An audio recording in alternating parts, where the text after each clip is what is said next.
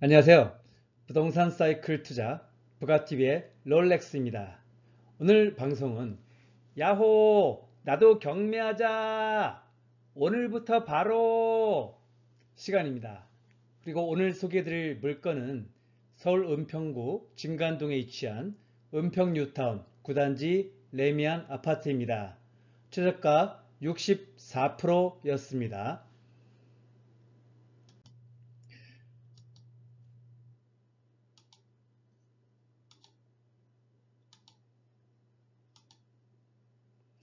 여러분 방송 전에 부가티비 구독으로 행복한 부자 되세요.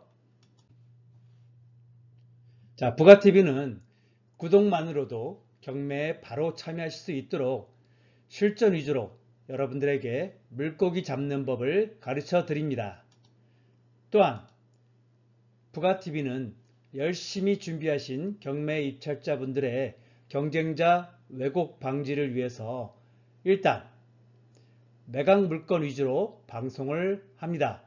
다만 1000명, 2000명 구독자 수가 늘어날 때마다 특집 방송으로 예정된 경매 물건도 소개해 드리도록 하겠습니다. 자, 먼저 저 부가티비의 롤렉스는 경매 물건을 어떻게 검색하는지에 대해서 먼저 말씀드리겠습니다. 이건 경매지고요. 굿옥션입니다. 그러니까 요즘 옥션원이라는 이름으로 바뀌었는데요. 저처럼 경매를 오래 한 사람들한테는 굿옥션으로 알려져 있죠. 그래서 저는 이 물건이 원래 2월 7일에 제가 2월 6일에 검색을 했던 그런 물건이고요. 저 같은 경우 주거용을 할 때는 이렇게 주거용, 또 상업용을 할 때는 상업용에 체크해서 일괄적으로 물건을 선택을 합니다. 검색을 하고 있고요.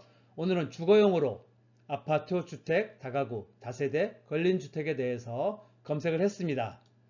그리고 주소는 일단 서울부터 시작을 했는데요. 저 같은 경우는 서울 수도권 그리고 5대 강역시 물건만을 검색을 합니다. 이것은 뭐 주택도 마찬가지고요. 상가도 상가나 꼬마 빌딩 등 수익형 부동산도 마찬가지입니다. 왜냐하면 투자자 입장에서는 항상 보수적으로 접근해야 하기 때문에 또 황금성도 따져야 하기 때문에 이렇게 대도시 위주로 검색을 하고 있습니다. 그래서 서울, 경기, 인천 순 그리고 그래도 마음에 드는 물건이 없을 때 부산, 대구, 대전, 광주, 울산 순으로 검색을 하고 있습니다. 자, 그리고 정렬은 50개씩 정렬을 하고 있고요. 마지막으로 제 감정가를 아파트의 경우입니다. 아파트의 경우에는 6억 이상 물건만 검색을 합니다. 그 이유는 제가 처음에 2012년에 처음 경매를 배웠었는데요. 처음 할 때는 그 당시만 해도 이 경매하면 좀 색안경을 끼고 보던 시절이었죠. 그래서 망한 사람들 상대로 돈을 번다는 그러한 좀 왜곡된 시선이 있었던 것이 사실입니다. 그래서 저 역시도 역시 배울 때 이런 서민 아파트 6억 이하가 이제 서민 아파트라고 저희 나름대로 판단을 하고 서민들 망해 나가는데 굳이 내 손으로 처리할 필요가 있겠나 하는 생각에 6억 이상의 물건들만 저는 취급을 했었고요.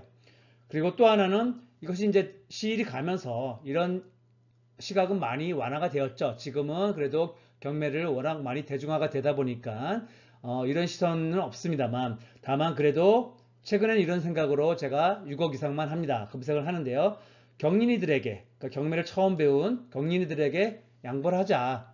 그러니까 저가니까요. 그래서 접근도 쉬우니까요. 그리고 비교적 소액 시드자에게 양보를 하자는 취지이고요. 또 하나 예외적으로 다만 제가 공투법인도 운영을 하고 있는데요. 공투법인에서는 그에 관계없이 들어가는 입찰에 참여하는 경우도 있습니다. 개인적으로는 들어가지 않습니다. 자, 오늘 소개해드릴 물건 은평뉴타운이고요. 은평뉴타운 9단지 레미안 아파트입니다. 자, 현재 이 아파트 특이한 것이 미등기 감정가격 포함으로 되어 있네요. 이거 뒤에 다시 설명이 나오니까 그때 보시고요. 전용 면적 항상 이 경매지에서는 전용 면적으로 나옵니다. 그래서 134.83제곱미터고요. 40.79평. 그래서 일반적으로 우리가 알고 있는 평형 기준으로는 50평형의 대형 평수가 되겠습니다. 그리고 소유자는 강땡땡씨와 최땡땡씨, 그래서 아마 부부 공동 소유인 것으로 보이고요. 채무자는 최땡땡씨, 그중 한 분입니다. 그리고 채권자는 자산관리대부입니다. 그래서 감정가 13억 5천만 원에 시작해서 한 차례, 두 차례, 이제 3차 시죠. 그래서 실제로는 4차로 되었습니다만 유찰과 변경을 통해서 4차 시 8억 6,400만 원. 그래서 64% 감정 최저가로 시작하는 그러한 경매 물건이 되겠습니다. 자, 그리고 특이한 것은 관련 사건이 있네요. 그래서 중복이라는 것은 이 경매 물건이 중복 경매 물건이다라는 말이고요. 그 이유에 대해서는 추후 등기부에서 다시 한번 설명을 드리도록 하겠습니다. 자, 물건 사실입니다. 뭐 은평뉴타운 가보신 분 알겠지만 굉장히 깔끔하고 쾌적하죠. 뭐 자연환경 은평구 자체도 그 그린벨트가 50% 이상 되지만 특히 이 은평뉴타운 자체가 그린벨트를 갈아서 개발한 곳이죠. 개발한 신도시급이죠. 신도시급 그런 뉴타운이기 때문에 굉장히 쾌적합니다. 그래서 지금 그래도 벌써 한 10년 이상, 15년 그렇게 돼가고 있습니다만 아직도 사진상으로 보시더라도 굉장히 좀 쾌적한 환경이라는 것을 알 수가 있습니다. 그리고 50평인 만큼 남향이네요. 그죠? 남향 물건이고 50평인 만큼 방이 하나, 둘, 셋, 네 개로 이루어진 그러한 형태가 모델이 되겠습니다. 자, 매각 물건 현황을 보시면은 대지권 미등기나 감정가격에 포함되었다 하고 표시가 되어 있고요.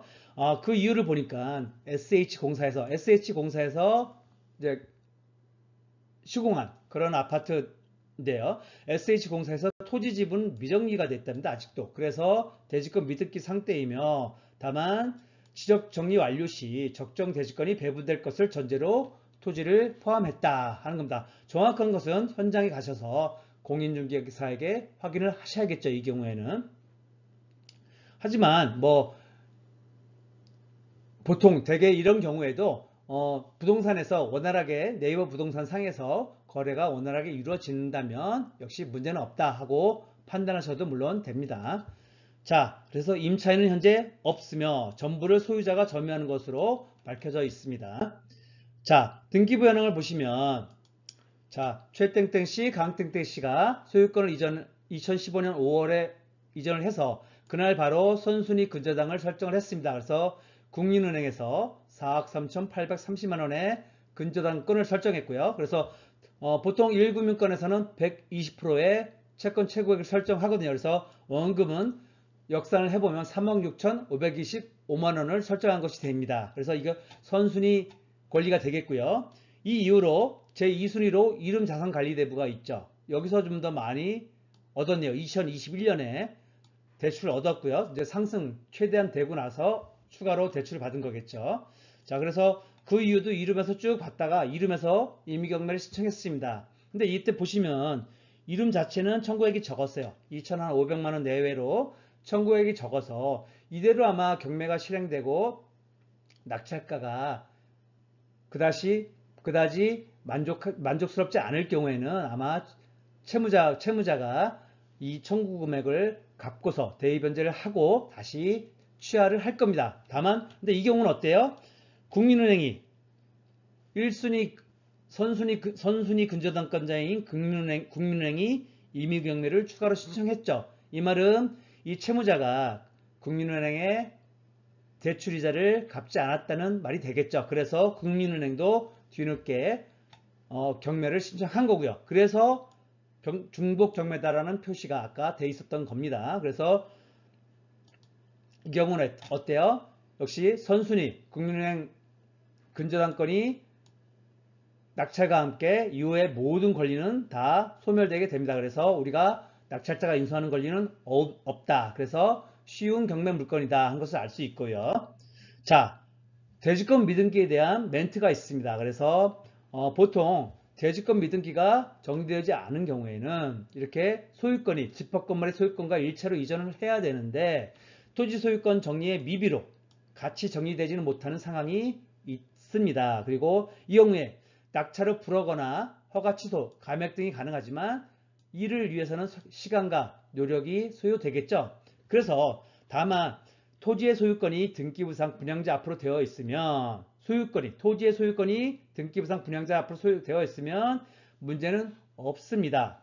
하지만 위와 같은 경우가 아니라 토지에 대한 권리가 없다면 대지권 취득의 비용을 미리 알아보고 입찰을 하셔야 합니다. 그래서 이를 감안해서 입찰가를 산정하셔야겠죠. 그래서 이에 대해서는 주변의 공인중개사에게 문의를 하시는 것이 가장 빠르겠죠. 자, 단지 정보를 한번 보시겠습니다. 세대수가 크진 않습니다. 은평뉴타운 자체가 이렇게 대형 단지가 드물죠. 대부분 한 중형 단지가 많습니다. 그래서 이 단지도 486세대고 주차대수가 811대예요. 그래서 굉장히 거의 한 2대 정도 되니까 굉장히 당시 2010년도 지어진 아파트 치고는 주차대수가 굉장히 여유가 있다. 그리고 면적도 보시면은 가장 적은 것이 104제곱미터예요. 그러니까 31평형이고요. 오늘 나온 게 164, 165제곱미터 형이거든요. 50평형이. 초고평형은 뭐 그 이상도 있는데요. 70평 가까운 평형도 있는, 그래서 중대형 평수 위주의 좀 그래도 은평뉴타운 내에서도 굉장히 고가의 고급 아파트 단지라는 것을 아실 수가 있습니다. 자, 그리고 관리비가 다소 연체되어 있네요. 자, 그리고 등기부 등본을 보시겠습니다. 2015년에 현 채무자가 5억 9,100만 원의 소유권을 이전해 왔습니다. 매매를 통해서 이전해 왔고요. 그 이후에 근저당권을 국민은행에 설정을 했었고요. 4억 3,800이었죠. 그리고 그 이후에 6억 1,300만 원, 2021년에 이 물건이 최고가를 찍은 이후에 추가로 여기 보시면 대부업체를 통해서, 그러니까 사채를 좀 쓰신 것 같아요. 좀 금액이 좀 많이 필요하셔서, 그래서 6억 1천만 원 정도 끌어 쓰셨고요. 이것이 한번 이전을 합니다. 이 최초의 대부회사에서 다른 대부회사로 이전을 하고, 이 대부회사는 이 채권을 빌미로 질권 설정을 또 추가로 합니다. 그런 것들이 등기부 등본에 나와 있습니다. 자, 그래서 매각 물건 명세서 상에 법원에서는 이 물건의 하자 여부에 대해서 검증을 해준다고 했습니다. 보시면은 등기된 부동산에 대한 권리 또는 가처분으로 매각으로 그 효력이 소멸되지 아니하는 것. 그래서 결국 낙찰자가 인수하는 것이 있냐 없냐 했을 때 공칸이죠. 해당 없음. 그래서 인수하는 것이 없습니다 하고 법원에서 알려줍니다. 자, 그리고 감정평가사도 우리가 꼭 반드시 봐야 된다 그랬죠. 특히 무엇을 위해서? 이 기준 시점, 즉 감정평가 시점을 알기 위해서죠. 이 물건 2022년에 감정평가를 했으므로 가장 고가 시기입니다. 그죠? 서울, 은평구 마찬가지로 2022년 6월 그 전후로 해서 최고가를 역시 찍었었고요. 그래서 최고가 시점에 감정이 되었다. 그래서 13억 5천이 역시 그거에 반영되었다는 것을 알 수 있고요. 그리고 특히 보시면은 이 아파트 같은 경우에는 상가도 마찬가지고요. 보통은 거래 사례 비교법을 통해서 감정 평가를 합니다. 뭐 명칭에서 아실 수 있다시피 유사 부동산의 가격 수준, 평가 선례 등 참고 가격 자료를 통해 시상가액의 합리성을 검토하여 감정평가액을 결정하는 그러한 감정평가법이 되겠습니다. 그리고 여기 보시면 이 아파트가 최초 감정가에서 당연히 고가 시절에 감정이 됐으니까 유찰이 되겠죠. 지금은 하락기니까. 그래서 한 번, 두 번 유찰이 됐는데 변경도 두 번 됐고 한 번 다시 나와서 또 변경이 되었어요. 이렇게 변경되는 경우도 두 가지 종류로 아시면 돼요. 채권자가 변경시키는 경우가 있고요. 채무자가 변경시키는 경우가 있습니다. 먼저 채권자가 변경시키는 경우에는 여기처럼 은행 1금융권의 경우에는 변경시키는 경우가 드물고요. 여기처럼 2금융권 또는 사채업자들, 대부업체가 채권자인 경우에는 자신들의 채권 최고액을 최대한, 그러니까 이자를 최대한 받기 위하여 이렇게 변경을 통하여 기일 연장을 하면 그만큼 이자가 늘어나겠죠. 그래서 그것을 이용하여 변경을 하는 경우가 있고요. 채무자가 하는 경우는 갑기한 이 아파트 나가 이 물건 잃기 싫어요. 경매를 잃기 싫어요 했을 때 이렇게 은행과 협상해서 또는 근저당권자와 협상해서 내가 언제까지 갚겠습니다 하는 그런 노력을 통해서 연기를 하는 경우도 물론 있습니다. 자, 그리고 보시면은 이 아파트 대증권 미등기 상태였고요. 그리고 토지가 8억 천, 건물가가 5억 4천만 원으로 각각 감정이 되었습니다. 자, 그러면 이상으로 경매지를 통한 물건 분석을 마쳤고요. 그러면 우리가 손품을 통해서 간단하게 또 물건 분석을 또 해봐야겠죠. 그래서 먼저 지역 분석을 간단하게 해보자면 제가 부동산 임장 꼭 해야 하나요? 라는 방송에서 제가 서울시를 B, A, B, C, D 네 등급으로 나눈다고 했고요. 그 중에서 이 강남 3구와 용산구가 A등급, 기타 B등급. 그러니까 요 서울권은 이 서부권이 요 세 개 구가 있습니다. 그래서 마포구, 서대문구, 은평구가 있고요. 마포구가 B등급에 속하고 서대문구가 C등급에 속하고 은평구는 가장 낮은 D등급에 속하고요. 그래서 이 은평구는 강북 그리고 서부권의 막내격에 해당하는 구가 되겠습니다. 이 서부권에서는 마포구가 가장 큰 형님, 가장 상급지가 되겠고요. 그 다음이 서대문구, 그 다음에 은평구 순으로 이어집니다.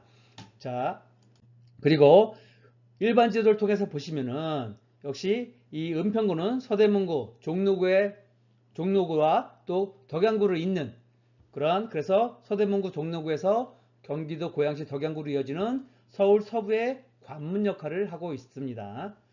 자, 행정구역상으로 보시면 보시다시피 이 은평구 내에서는 수색동이 가장 비쌉니다. 평당가가 가장 비싸고요. 그 다음에 녹번동, 응암동, 불광동이고 진간동은 5번째입니다. 여기 가장 위에 있죠. 진간동은 가장 5번째 평당가를 차지하고 있고요. 물론 은평뉴타운이 처음 개발되던 입주하던 2010년 전후한 그때는 이 진간동이 가장 그래도 은평구 내에서는 잘 사는 동네였는데 이제 어느 정도 세월이 흘렀죠. 세월의 무상함으로 인해서 이제 이만큼 입지가 좀 환경이 바뀌었다 보시면 되겠습니다.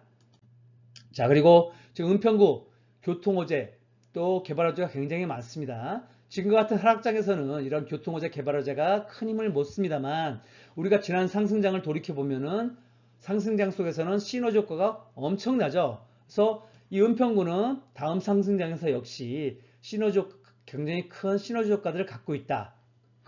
먼저 교통호재를 보시면 GTX 노선, 지금 연신역이 GTX A 노선에 연신역이 있죠. 그래서 가장 지금 현재 진행이 빠른 노선이 바로 이 A 노선이고 운정에서 동탄까지 이어집니다. 그래서 연신내가 역사가 있기 때문에 굉장히 유망하고요. 또 하나 황금 노선 지하철이죠. 신분당선이 앞으로 용산까지 연장 후에 추가로 삼송까지 연장이 됩니다. 그중 은평구의 독바이역, 신도중교, 신도중학교 그리고 진간중학교역이 예정되어 있고요. 특히 그 중에 신도중학교하고 진간중학교가 바로 은평뉴타운에 위치해 있습니다. 지금 은평뉴타운이 은평구 중에서는 상대적으로 좀 교통망, 지하철망으로는 좀 부족하죠. 그래서 이렇게 보충이 되는 것 같습니다. 자, 그리고 마지막으로 서부선도 올해 말에 착공 예정이고요. 그래서 서울대구역에서 은평구 세전역까지 강남과 강북을 서부 쪽을 관통하는 그러한 노선이 또 하나 추가가 됩니다. 자, 그리고 입지 분석을 한번 해보겠습니다. 자, 일반 지도상 보시면은 은평뉴타운 9단지 레미안은 지금 구파발역을 중심으로 해서 그 위쪽에 그리고 도보 한 10분 정도 거리에 위치해 있습니다. 자, 그리고 지금 먼저 교통을 보시면 구파발역이 있죠. 3호선 구파발역이 있고요. 구파발역에서 물론 강남권까지는 우리가 그래도 압구정 여기 있죠. 그래서 한 50분, 1시간 내로는 그래도 강남권에 압구정부터 신사역까지 갈 수 있습니다. 그리고 다만 부도심이죠. 종로 3가역까지는 어때요? 19분, 20분이면 갈 수 있습니다. 그래서 도보 한 10분, 뒤에 한 20분, 그래서 한 30분 정도의 부도심에 해당하는 종로에 갈 수 있다는 거 장점이 되겠죠. 그리고 교육상에서는 이 초등학교는 은비초, 그리고 중학교에는 진간중, 그리고 일반고 진간고등학교가 있고요. 근처에 아주 명문 자사고죠. 한양고등학교가 역시 이 은평뉴타운 내에 위치해 있습니다. 그리고 참고로 이 진간중은 이 은평구 내에서 아래에 있는 요 신도중학교 역시 은평뉴타운에 있고요. 신도중학교와 함께 은평구 내에서는 가장 학업성취도가 높은 그러한 아파트가 되겠습니다. 그래서 역시 은평뉴타운이 처음 생기고 나서 좀 은평구 내 부의 이동이 은평뉴타운 쪽으로 많이 이동을 했죠. 그러다 보니까 이런 학군도 잘 그동안 갖춰져 온 것 같습니다. 자, 그리고 편의시설 면에서 보시면 구파발역에 바로 롯데몰, 롯데마트가 위치해 있고요. 또 대학병원이죠. 은평성모병원이 역시 구파발역 근처에 위치해 있습니다. 그리고 스타필드도 바로 10분만 가시면 삼성역 밑에 스타필드도 있죠. 이케아도 물론 있죠. 자, 그래서 그리고 자연환경 면에서 보시면 바로 뒤쪽으로 창릉천을 끼고 있고요. 창릉천 뷰가 되겠죠. 그리고 이쪽 아래쪽에 위치한 분들은 이말산 뷰가 있죠. 그래서 자연환경은 정말 은평뉴타운은 굉장히 빼어난 그러한 입지가 되겠죠. 그래서 보시면은 물건에 대한 입지 평가를 보시면 교통면에서는 강남 접근성은 조금 약하나 도심지 접근성은 굉장히 양호하고요. 교육면에서는 군의 진관 중 굉장히 우수하다. 다만 학원가가 좀 다소 약하다. 이건 은평구 전체의 문제입니다. 편의시설은 양호하죠. 대형 마트, 대형 몰도 있고 또 병원도 있으니까요. 그리고 자연환경은 뭐 두말할 나위 없이 우수하다. 뭐 서울에서는 이보다 더 우수한 데가 없을 정도죠. 자, 그래서 이제 시세 분석을 한번 해보겠습니다. 자, 은평뉴타운 구파발 9단지 레미안이고요. 자, 이 아파트 보시면은 최고가는 지난 21년 6월에 찍었습니다. 그래서 13억 1천만 원이 최고가였고요. 그 이후에 22년 11월에 11억으로 한 2억 1천만 원 정도 하락되어 거래가 되었고요. 하락률은 약 마이너스 16%입니다. 그리고 현재 호가상으로는 약 12억 그리고 13억 정도의 호가가 형성되어 있는 것을 알 수 있습니다. 자, 그래서 일단 이 은평구 진간동에 위치한 이 은평뉴타운 9단지 레미안만 보시게 되면은 자, 먼저 서울 은평구다. 서울은 2014년 9월에 저점이었고 은평구는 14년 12월에 저점을 찍었었고요. 고점은 2022년 6월, 은평구도 마찬가지로 2022년 6월에 고점을 찍었습니다. 평균적인 겁니다. 그리고 이 아파트의 경우에는 2013년 4월에 최저점이었습니다. 이제 전고점이죠. 4억 1천만 원. 그래서 이때가 어때요? 보면은 저점을 지나기 바로 직전이었죠. 그래서 지난 하락장의 침체기 때 저점을 찍었었고요. 고점은 21년 7월에 10억, 이건 지금 31평형이네요. 죄송합니다. 그래서 어쨌든, 요거는 좀 지나가고요. 이거는 제가 31평형 조사했던 거를 가져와서, 넘어가겠습니다. 이 부분은. 자, 다른 비교 단지도 역시 우리가 시세 비교를 해야 한다고 했죠. 그래서 역시 이웃에 있는 요게 9단지 레미안이고요. 여기가 8단지 롯데캐슬입니다. 롯데캐슬에도 같은 평형이죠. 50평형이 있습니다. 그래서 비교가 바로 되겠죠. 그래서 보시면은 8단지 롯데캐슬의 경우에는 21년 8월에 14억. 아까 9단지보다 약 9천만 원 정도가 더 높게 최고가를 찍었네요. 다만 그 이후에 거래가 없습니다. 그래서 현재 호가상으로는 약 11억 또 13억 정도의 호가가 나와 있습니다.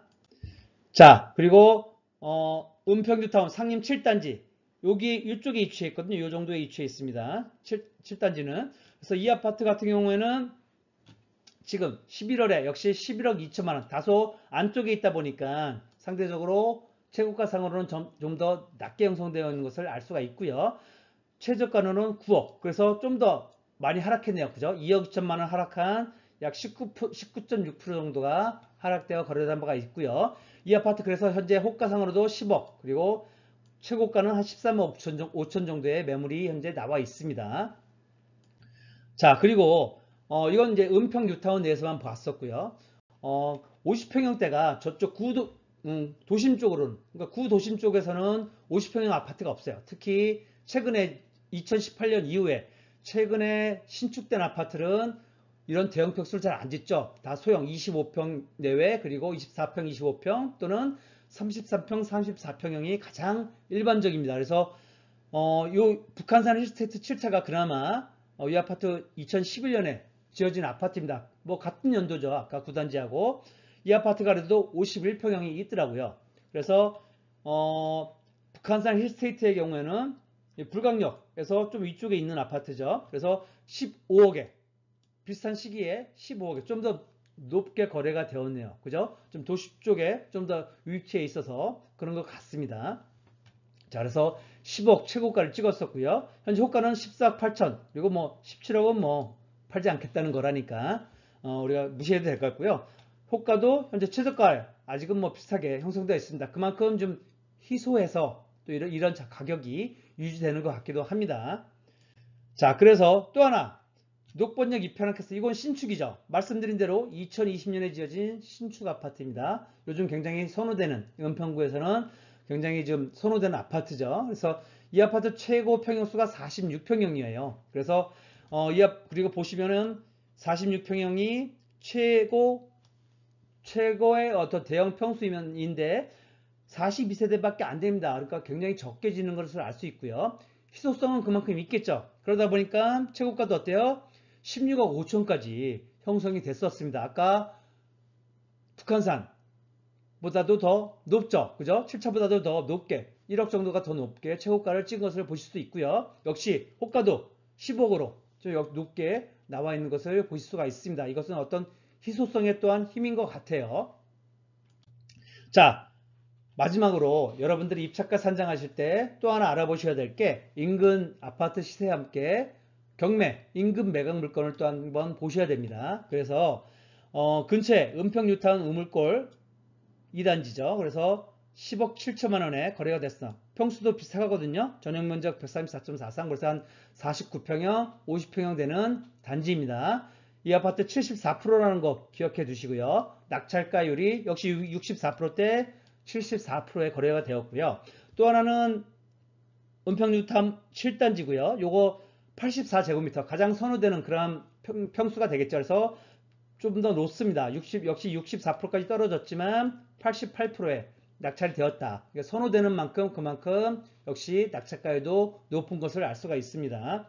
비슷하게 1월달에 지난달에 경매가 되었던 그러한 입찰이 되었던 그러한 물건들입니다. 자, 그리고 마지막으로 그러면 정리를 해보겠습니다.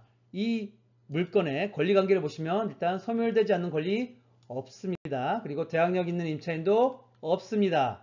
그리고 물건의 함정이 있죠. 아까 대지권 미등기가 있었어요. 그죠? 대지권 미등기. 다만 이 물건 제가 거래가 원활히 되고 있는 거 여러분들 보셨죠? 그리고 제가 실제로 공인중개사에도 한 군데 전화를 했었고요. 문제가 없다고 합니다. 그래서 채권 청구 금액도 크기 때문에 경매 취하 가능성도 없다고 보시는 게 맞습니다. 그래서 저 같은 경우에는 이 정도 아파트는 임장도 가지 않는 그런 아파트가 되겠고요. 이 아파트는 저희 부가TV에서 어떤 선정한 똘똘한 아파트에도 대상이 됩니다.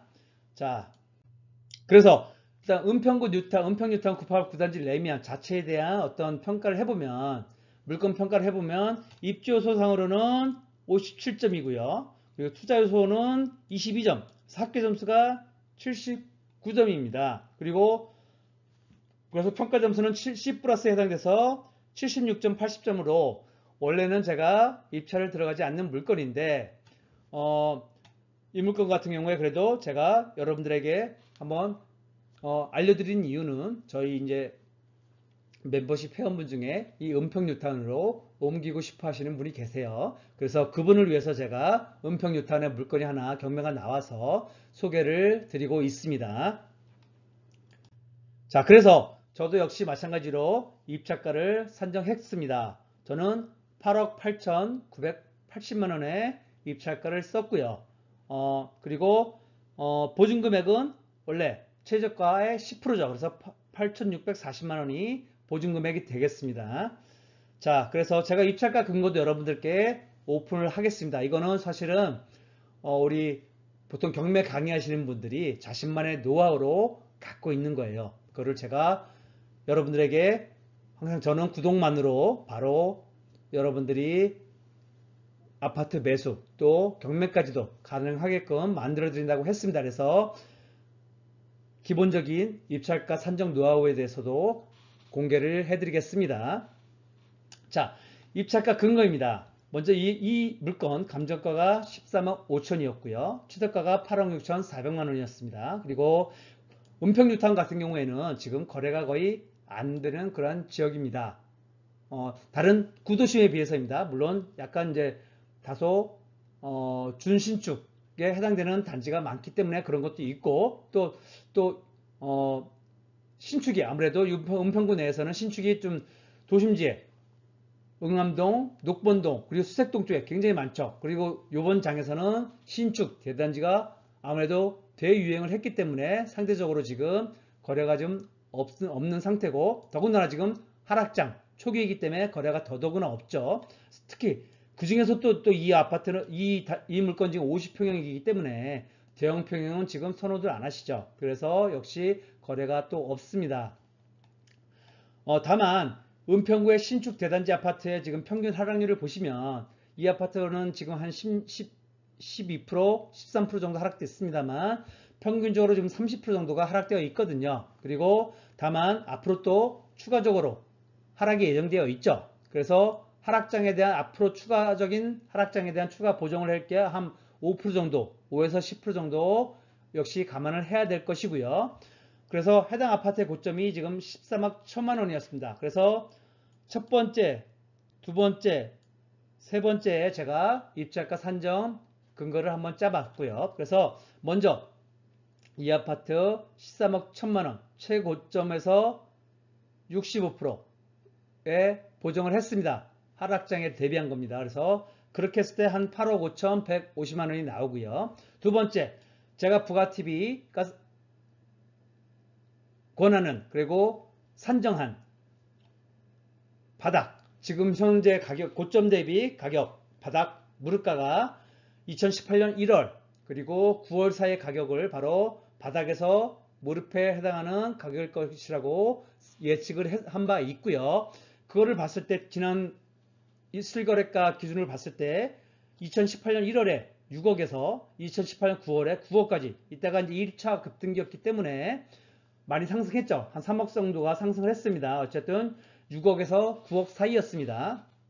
자, 그리고 세 번째로 아까 말씀드린 인근 유사평형 낙찰가율이 그러니까 최근일수록 더 참고사항이 참고가 됩니다. 그래서 낙찰율이 아까 74%였죠. 그래서 13억 5천만 원 대비 74%가 약 9억 9천9백만 원이 됩니다. 그래서 이 세 가지를 토대로 보통 저 같은 경우에는 이렇게 입찰가를 산정하는 근거를 삼습니다. 그래서 제가 실수요자의 입장에서 입찰을 하느냐 또는 투자자 입장에서 입찰을 하느냐로 두 가지로 나누어서 선택을 합니다. 그래서 제가 만약 실수요자다. 그래서 낙찰되면 들어가는 입장이라면 저는 약 9억 8,980만 원에 입찰을 할 예정이었습니다. 그리고 제가 투자자다. 그냥 거주가 아니고 거주 목적이 아니고 그냥 투자자. 그래서 뭐 단기적으로 매도를 할 수도 있고 또는 상승장까지 기다렸다가 한 3, 4년, 5년까지 또는 10년 정도 기다렸다가 다음 상승장에서 팔겠다 했을 때는 좀 더 보수적으로 1억 정도 낮춰서 8억 8,980만 원에 입찰을 할 계획이고요. 저 같은 경우는 뭐 여기는 실거주 목적이 아니고 투자 목적이기 때문에 다만 8억 8,980만 원을 입찰가로 모의 입찰가로 산정을 했습니다. 자, 마지막으로 입찰 결과입니다. 오늘 입찰했습니다. 자, 그래서 입찰 결과 9억 4,500만 원에 그러니까 70%의 입찰가를 써내신 분이 낙찰이 되었고요. 입찰에 두 분이 들어갔습니다. 역시 대형 평형이라서 그런가요? 여전히 입찰 인원은 좀 적은 편이었고요. 그래서 역시 은평구에 사시는 분인 거 보니까 실거주 목적으로 아마 매입을 하신 것 같아요. 입찰하신 것 같아요. 그래서 역시 실수요자만큼 다소 이분도 높게 써는 것을 알 수 있죠. 제가 저처럼 마찬가지로 지난 입찰가, 지난 경매 물건을 참고해서 아마 산정을 하신 것 같고요. 제가 투자자 입장이었다면 낙찰이 됐겠죠. 저도 아까 이거하고 비슷하게 이거보다 좀 더 높은 가격에 저는 실수요 목적이라면 입찰가를 산정했었으니까요. 그래서 이분이 어쨌든 축하드립니다. 뭐 나쁘지 않은 가격 같아요. 실수요자 입장이라면, 실거주 목적이라면 나쁘지 않은 가격으로 판단이 됩니다. 자, 그리고 그래서 지금 9억 4천만 원이면은 언제적 가격이냐면 2019년 12월 가격이거든요. 그래서 회복기 때 그래도 2차 급등이 있기 직전에 가격이었고요. 요때가 9억이었습니다. 2018년 9월이고요. 요때가 여기는 급등을 한번 했죠. 그래서 2018년 1월이 한 6억 정도, 요때가 6억입니다. 6억, 9억 그런 가격이었고요. 요때가 9억 4천 그런 가격이었고요. 그래서 뭐 가격대로 보면 현 시점이 아무래도 하락기 초반이기 때문에 지금으로서는 그래도 잘 받은 가격이라 생각되고요. 자, 그래서 이상으로 오늘 두 번째 바로경매 시간을 마쳤고요. 여러분들에게 오늘은 입찰가 산정에 대한 노하우까지도 일부 노출을 했습니다. 물론 모든 것은 아닙니다. 자, 그래서 여러분들도 저처럼 한번 똑같이 어떤 여러분들이 원하시는 경매 물건에 대해서는 한번 이렇게 차근차근 밟아오시면서 입찰가까지 산정해서 내가 실소유자일 때 또는 투자자냐에 따라서 입찰가 산정하는 어떤 기준을 달리하시면 될 것 같고요. 그리고 그럼 경매지가 문제인데 경매지 같은 경우는 여러분들 저희 부가TV